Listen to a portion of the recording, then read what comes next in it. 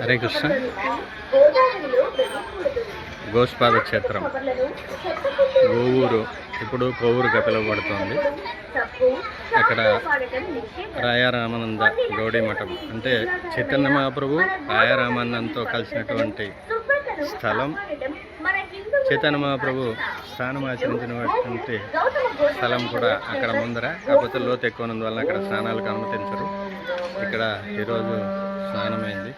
గోదావరి తల్లి యొక్క అనుగ్రహం కూడా స్నానం ద్వారా లభించింది. పూరి తర్వాత ఇక్కడ స్నానం, రాయరామానంద గౌడీ మఠ దర్శనం తర్వాత ఈరోజు మధ్యాహ్నం నుంచి భద్రాచలం ప్రయాణం. కనుక అందరూ కూడా గోదావరి మాతను దర్శనం చేసుకోండి. ఒకసారి ప్రణామం కూడా చేయండి.